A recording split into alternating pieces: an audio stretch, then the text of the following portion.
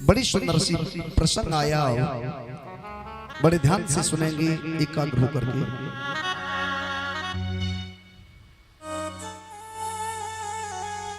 एक दिन देवर्षि नारद कंस के पास पहुंचे।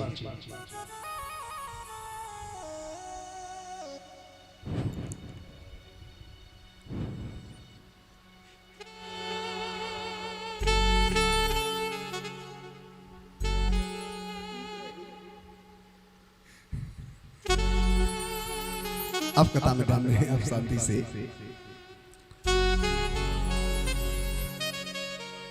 एक दिन की बात है, देवर्षि नारद पहुंच गए कंस के पास।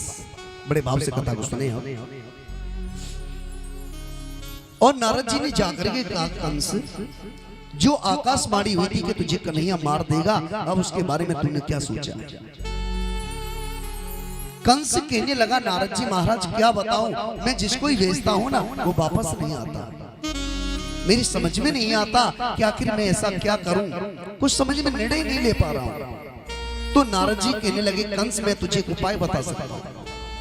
यदि तू ऐसे एक एक करके सबको भेजता रहेगा ना तो सब मर जाएंगे, कोई लौट के नहीं आएगा। तू एक काम कर कि तेरे यहाँ जो वार्षिक मेला लगता है ना, तेरे यहाँ जो वार्षिक मेला लगता है, तू मेला देखने के बहाने उन दोनों को बुला दे। लेकिन उनको ये पता नहीं चले कि उन्हें छल से बुलाया है। उनको ये लगना चाहिए कि तू सारे राग द्वेष मिटा चुका है और तुझे उनसे प्रेम हो गया है। और जब कृष्ण बलराम यहाँ पर आ जाएंगे तो उन दोनों को आराम से मार देना। लेकिन मैं ये चाहता हूँ, नारद जी कहते हैं कि मैं ये चाहता हूँ कि परसों कन्हैया मर जाए। शब्दों पर ध्यान दीजिएगा। मैं कुछ नहीं जानता, मैं ये चाहता हूँ कि परसों कन्हैया मर जाए। और इतना कह के नारद जी चले गए और सीधे पहुंचे श्रीधाम वृंदावन। भगवान कृष्ण के पास नारायण नारायण भगवान कृष्ण कहने लगे, आइए देवर्षि नारद कैसे आगमन हुआ? तो नारद जी कहते हैं, प्रभु इस पापी कंस ने इतना अत्याचार फैला दिया है, अब आप इसका अंत कब करेंगे? प्रभु मैं कुछ नहीं जानता, मैं ये चाहता हूँ कि परसों कंस मर जाए। नारद जी इतना कह के चले गए। इधर कंस ने अब रात्रि में गुप्त मंत्रणा रखी है, जिसमें रात्रि में अक्रूर जी महाराज को बुलाया है। और कंस ने अक्रूर जी से कहा, अक्रूर जी देखिए, मैं आपसे कोई बात छुपाना नहीं चाहता। मैं आपको साफ साफ बता देता हूं कि आप प्रातः काल होते ही आप श्रीधाम वृंदावन जाइए, मेरा रथ लेके जाइए और वहां से कृष्ण बलराम को लेकर के आना। लेकिन मैं आपको बता रहा हूं कि जब वो यहाँ पर आ जाएंगे तो मैं उन दोनों को मार दूंगा। लेकिन ये बात उनसे मत कहना, बस उनसे तो ये कहना है कि मैं सारे राग द्वेष मिटा चुका हूं और वो मेला देखने बुलाया है। बस इतने शब्द कहे, अब तो अक्रूर जी के नेत्र सजल हो गए। अक्रूर जी कहने लगे, महाराज ये हम पहले से नहीं कह सकते कि कौन किसको मारेगा, ये पहले से कुछ नहीं होता ऐसा, ये तो समय बताएगा कौन किसको मारेगा। लेकिन आपका आदेश है, मैं जाऊंगा जरूर। प्रातः काल हुआ, आज कंस ने अपना रथ दे दिया है। आए अक्रूर जी महाराज रथ लेके चलते हैं, लेकिन घोड़े आगे नहीं बढ़ते सर। 2 कदम आगे रखते हैं फिर रुक जाते हैं, फिर 2 कदम रखते हैं फिर रुक जाते हैं। जब सुमंत जी भी राम जी को छोड़ के आ रहे थे तो घोड़े आगे नहीं बढ़ते। सुमंत जी सोच रहे कि मैं क्या जवाब दूंगा जाके, जब अयोध्या वासी मुझसे पूछेंगे कि राम कहाँ है, पुत्र वधू सीता कहाँ है, छोटा भाई लखन कहाँ है, और मैं अभागा उनके संदेश को लेके घूम रहा हूं, लेकिन मेरे प्राण नहीं निकलते। आज यही अक्रूर जी सोच रहे हैं कि जिस परमात्मा को पाने के लिए मनुष्य सारा जीवन निकाल देता है, और आज मैं किस कार्य के लिए लेने के लिए जा रहा हूं। घोड़े आगे नहीं बढ़ते, रथ थोड़ा चलता है फिर रुक जाते हैं। आज संध्या वंदन में अक्रूर जी ने वृंदावन में प्रवेश किया है। और इधर वृंदावन की घटना क्या है, भगवान कृष्ण गौ चाल करके लौट रहे हैं। जो वृंदावन की गोपियां हैं, जब शाम को भगवान कृष्ण गौ चाल करके लौटते हैं तो ये गोपियां अपनी अपनी छत से कन्हैया में पुष्प मारती हैं। क्यों? क्योंकि एक बार कन्हैया में पलट करके देखे तो एक बार दर्शन होने का लाभ प्राप्त होगा, एक बार हमको कन्हैया का दर्शन होगा। लेकिन आज जैसे भगवान कृष्ण गौ चाल करके लौट रही थी, गोपियों ने पुष्प मारा, लेकिन आज कन्हैया ने किसी को मुड़ के नहीं देखा। क्यों? क्योंकि भगवान को पता थी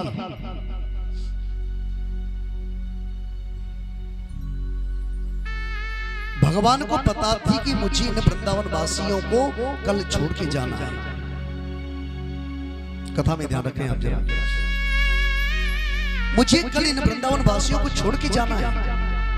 ध्यान दीजिए, भगवान अपने आंसू किसी को दिखाना नहीं चाहते। कष्ट भगवान को बहुत है, लेकिन भगवान आंसू नहीं दिखाना चाहते।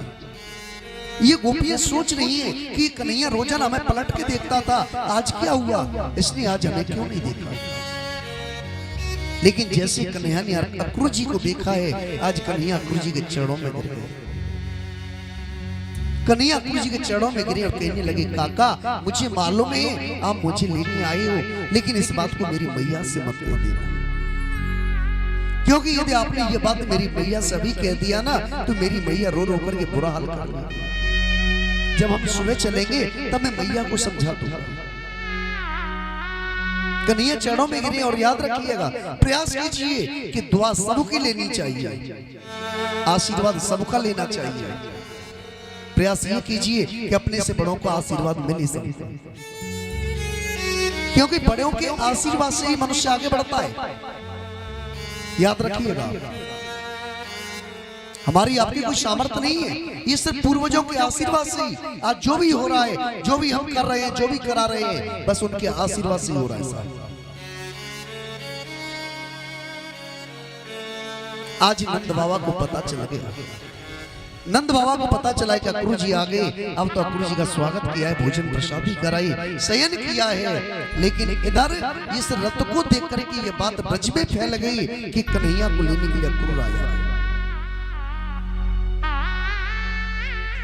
आज गोपियां दौड़ रही हैं, एक दूसरी गोपी से मिलती, अरे बहन तूने कुछ सुना है क्या? दूसरी गोपी कहने लगी, यही तो मैं तुझसे पूछने आ रही हूं, मैंने सुना है कि अक्रूर हमारे कन्हैया को लेने आया है। एक गोपी कहने लगी, बहन ये विधाता है ना, इस विधाता का स्वभाव तो एक बालक जैसा है। जैसे एक बालक होता है ना, गंगा के किनारे रेतिया में बैठ करके खिलौने बनाता रहता है, उसको खिलौने बनाने में आनंद आता है, और जब उसका मन भर जाता है तो एक लात मार के तोड़ भी देता है।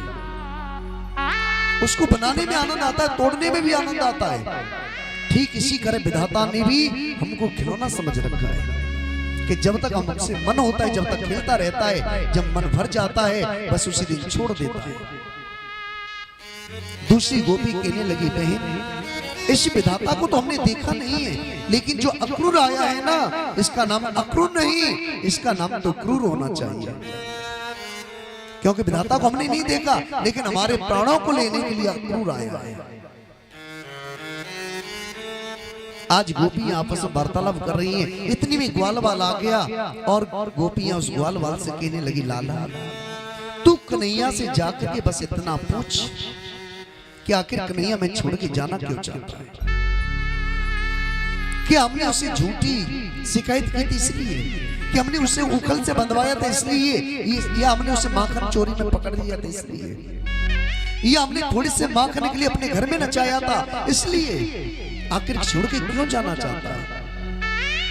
एक बार कन्हैया से बस इतना पूछ, आज के बाद हम उससे बोला नहीं करेंगे, हम उससे कुछ नहीं कहेंगे, कोई शिकायत नहीं करेंगे, हम कन्हैया को दूर से देख लिया करेंगे, बस हमें छोड़ के नहीं जाए। आज ग्वालवाल कन्हैया के पास पहुंचा, आज कन्हैया बैठे बैठे रो रहे थे। अब जैसे ग्वालवाल ने जाकर के कहा, लाला तू आखिर हमें छोड़ के जाना क्यों चाहता है? भैया हमसे ऐसी कौन सी गलती हो गई भैया, क्या बात है, छोड़ के क्यों जाना चाहता है? जब इतने शब्द कहे तो भगवान कृष्ण कहने लगे, भैया ये विधाता का लेख कुछ ऐसा है, ये विधाता का लेख ऐसा है कि एक न दिन तो सबको अलग होना पड़ता है। भाई भाई साथ नहीं रहते, बहन भाई साथ नहीं रहते, पिता बेटा साथ नहीं रहते। विधाता का लेख ऐसा है कि एक न दिन तो सबको अलग होना होता है। भैया जब तक हमारा सहयोग था, जब तक मैं आपके पास रहा,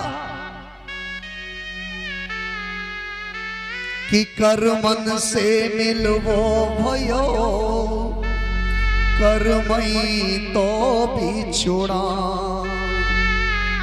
भैया ये सब कर्मों की बात है, इसमें किसी का दोष नहीं है। कि कर्मन से मिलवो भयो कर्मई तो बिछुड़ाए। बाबर कर्म समारे ले आंसू गाए वहाँ। भैया तू रोता क्यों है? जब तक हमारा सहयोग था, जब तक हम साथ में रहे, भगवान ने ग्वाल वालों को समझाया। लेकिन दूसरी घटना क्या हुई है, ये गोपियां सभी एकत्रित होकर के आज यशोदा मैया के महल पर आकर के रोने लगे। यशोदा मैया के महल पे रो रही हैं। आज यशोदा मैया ने देखा कि मेरे महल पर गोपियां क्यों रो रही हैं। जब यशोदा मैया आई, यशोदा मैया ने कहा, गोपियों तुम पागल हो गई हो क्या बहन? तुम रात्रि मेरे महल पे क्यों रो रही हो? आज गोपियां कहने लगी, माँ तुझे नहीं पता है कि तेरे महल के ऊपर कितना बड़ा विपत्तियों का पहाड़ टूट पड़ा। क्योंकि मैया तुझे नहीं मालूम है, तेरे कन्हैया ने निर्णय ले लिया है कि प्रातः काल होते ही कन्हैया हमें छोड़ के चला जाएगा।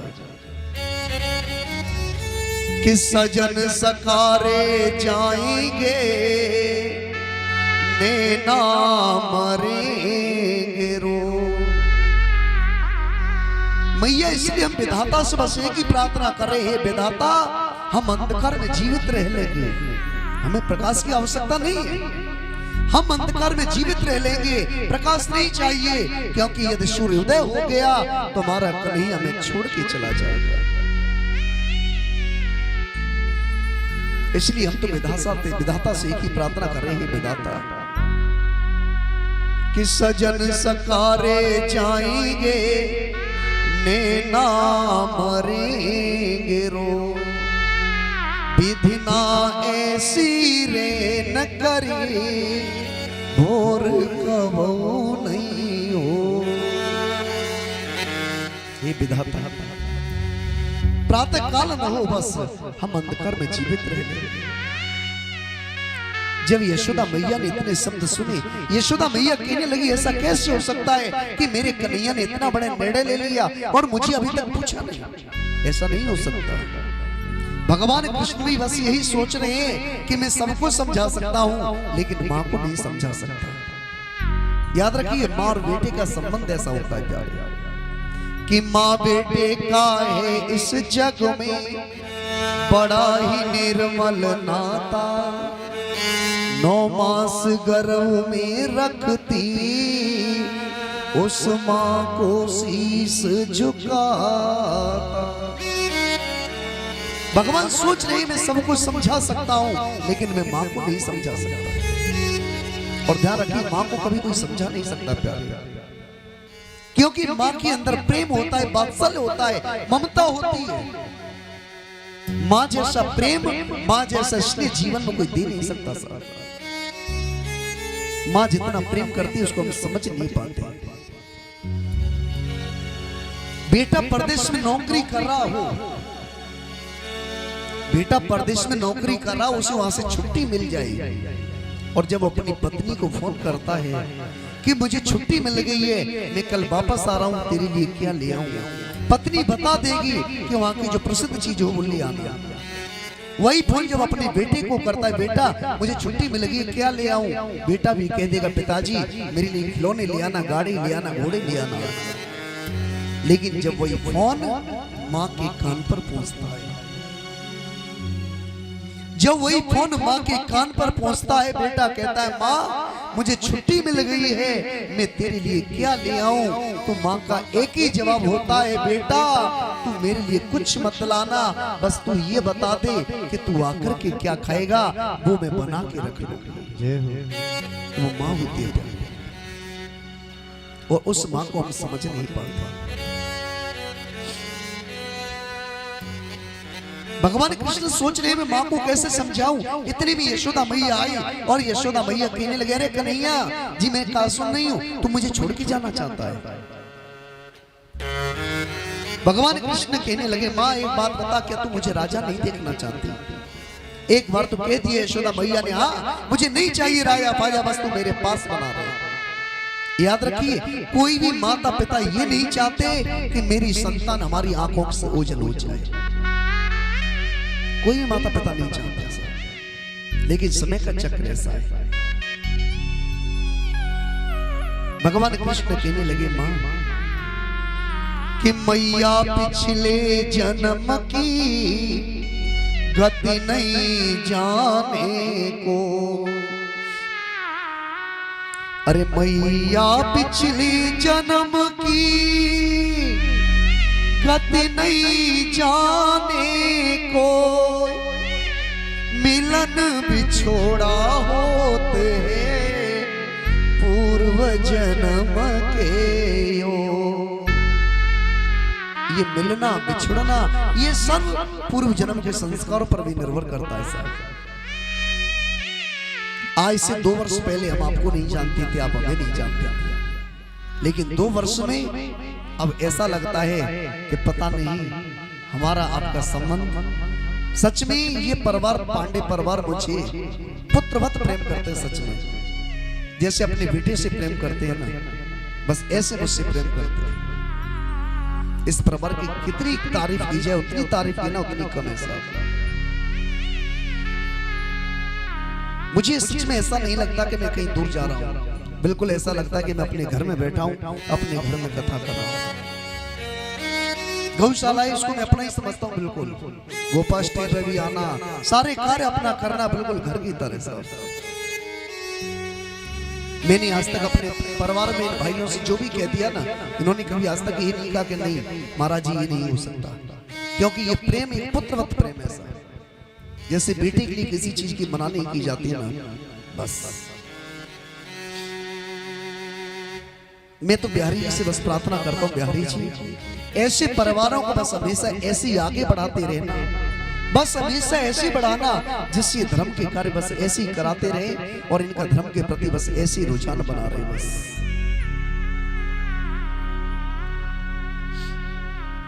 आज रात्रि निकल गई समझाते समझाते, रात्रि कब निकल गई पता ही नहीं चला।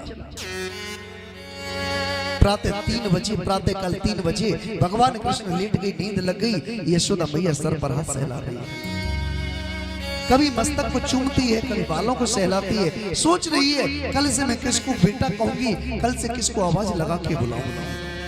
मेरा कन्हैया चला जाएगा, मेरा बेटा चला जाएगा, मैं कैसे रहूंगा। प्रातः काल हुआ, प्रातः काल हुआ है, ग्वाल वाला आके ग्वाल वाला कहने लगे, कन्हैया हमने सुना है तू हमें छोड़ के जाना चाहता है, ऐसे हम जाने नहीं देंगे, क्योंकि जब तू चला जाता है ना कितना कष्ट होता है हम जानते हैं, क्योंकि तू रास्ता से चला गया था ना छोड़ करके, वो हमें मालूम है कितना कष्ट हुआ था, हमने कैसे समय निकाला था। कन्हैया जब तक तू हमें मिला नहीं था ना, जब तक तो हम जी रहे थे, लेकिन जब से तू मिल गया है ना तब से हर श्वास पर तेरा नाम हो गया है। अब हम कैसे जिएंगे कन्हैया। आई यशोदा मैया सर पटक रही है, अक्रूर जी महाराज रथ को संभाल रहे हैं। तब नंद बाबा कहने लगे, मैंने तुझे आज तक नहीं बताई, लेकिन आज समय आ गया है, मैं तुझे आज बताता हूं कि जिस कन्हैया को तू अपना बेटा समझती है, जिस कन्हैया को तू अपना बेटा समझ रही है, ये अपना बेटा नहीं है, ये तो देवकी का पुत्र है जो आज अपनी मां के पास जा रहा है। बस इतना कहा, आई यशोदा मैया तो पछाड़ खा के गिर गई, कन्हैया की जड़ पकड़ लिए। यशोदा मैया कहने लगी, लाला मुझे पता नहीं था बेटा, मैं तो तुझे अपना बेटा समझती थी, बेटा मैं तुझे रोकूंगी नहीं, क्योंकि तू अपनी मां के पास जा रहा है बेटा, लेकिन जाते जाते इस अभागिन मां की एक बात सुनता जा बेटा, बेटा तेरे महल में कभी किसी दास या दासी की आवश्यकता हो तो तू इस बूढ़ी मैया, इस बूढ़े बाबा को याद कर ले। बेटा हम किसी से ये नहीं कहेंगे कि हमारे माता, ये हमारा बेटा, हम किसी से नहीं कहेंगे, बेटा हम तुझे देख लिया करेंगे, बस जीवित बने रहेंगे। भगवान कृष्ण चरणों में गिर गए। भगवान कृष्ण कहती है, माँ तू कैसी बात करती है? माँ मैं तेरे बिना एक पल नहीं रह पाऊंगा, सिर्फ 2 दिन की बात है माँ, मैं आज जा रहा हूं, परसों वापस आ जाऊंगा। आज जैसे भगवान रथ में बैठे, जैसे भगवान रथ में बैठे हैं, भगवान रथ लेकर के जैसे ही चलने लगे, अक्रूर जी ने जैसे रथ बढ़ाया, आई यशोदा मैया आवाज देने लगी, ओ लाला, ओ कनुआ, और यशोदा मैया पछाड़ खा के गिर गई। जैसी पछाड़ खा के गिरी है, आज मेरे कन्हैया रथ से कूदे, यशोदा मैया को उठाया, यशोदा मैया को गोदी में लिया है। यशोदा मैया के दोनों नेत्रों से अश्रुधार बह पड़ी और यशोदा मैया कहने लगी, लाला तू मेरी चिंता मत कर बेटा, तू मेरी चिंता मत कर, तू अपना ध्यान रख। हम तो बेटा ये ठीक रहेंगे, हमारी चिंता मत कर, पर तू अपना ध्यान रखियो। आज जैसी रथ में बैठे भगवान कृष्ण कहते हैं, मां मैं तुझे आज एक वचन देता हूं कि आज से कोई भी तुझे कन्हैया की मां नहीं कहेगा, सब मुझे यशोदा का लाला कहेंगे। आज से सब जब मेरा नाम लेंगे तो मुझसे पहले तेरा नाम लिया था। आज जैसी रथ में बैठे, जैसे मुख्य दरवाजे पर आए हैं, तो क्या देखा है कि गोपियां लेटी हैं, राधा रानी एक वृक्ष के पीछे बैठी है। गोपियां कहने लगी, कन्हैया तुझे छोड़ के जाना है ना, तो पहले हमारे ऊपर से रथ निकाल दे, ऐसे हम जाने नहीं देंगे तुझे। आज भगवान रथ से उतरे, राधा रानी के पास गए हैं। आज भगवान ने अपनी बंसी राधा रानी को दी है और भगवान कहते हैं, राधा तुम्हें तो मालूम है ना कि अभी यहाँ से मैं अपना कार्य करने जा रहा हूं।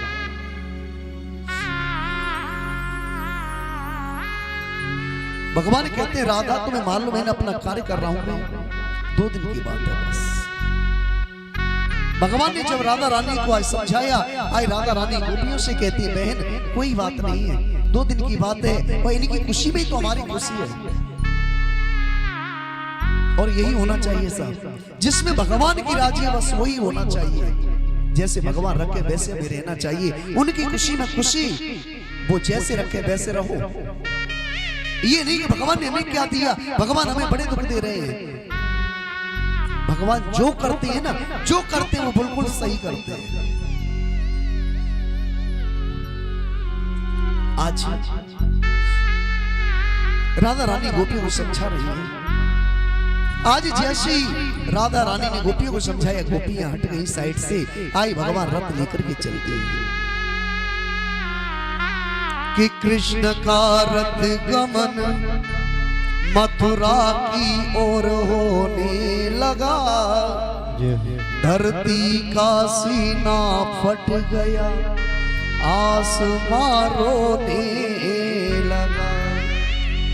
गम भरी ये बात है और एक गम सहने लगा, रो रो करके इस तरह सारा नगर कहने लगा। आज गोपियां रो रही हैं, भगवान चले गए। अब गोपियों को जहां तक रथ दिख रहा है ना, वहां तक तो देख रही है, देख बहन वो जा रहे हैं, देख बहन वो जा रहे हैं, देख बहन वो जा रहे हैं। जब रथ दिखना बंद हो गया, अब तो गोपी एक वृक्ष पर चढ़ गई, वृक्ष पर चढ़ गई, वृक्ष पर से देख रही है। अब रथ दिखना बंद, अब उस गोपी को चक्कर आने लगे। गोपी को चक्कर आ रही, गोपी सोच रही है कि मेरे प्राण चले जाएंगे। आई गोपी विधाता से प्रार्थना कर रही है, विधाता मेरे प्राण नहीं चले जाएंगे, क्योंकि यदि मेरे प्राण चले गए ना तो मेरे कन्हैया के ऊपर कलंक लग जाएगा। लेकिन गोपी के चक्कर बंद नहीं हो रहे। आज गोपी को ऐसा लगता है मेरे प्राण चले जाएंगे, तो गोपी कागाओं से प्रार्थना करने लगी है, कागाओ हे कौवे, यदि मेरे प्राण चले जाएं तो आप एक काम कर देना, तुम तो मेरा थोड़ा साथ दे सकती हो ना।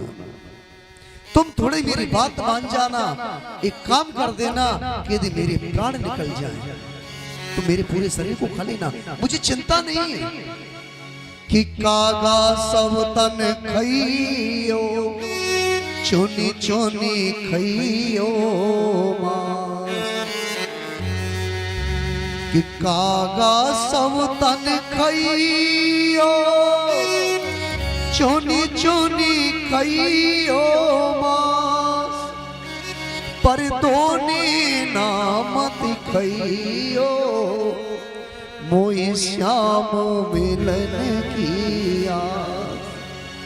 एक कागा बस एक काम कर देना, मेरे दोनों नेत्रों को छोड़ देना, क्योंकि मुझे कृष्ण से मिलने की लालसा लगी है।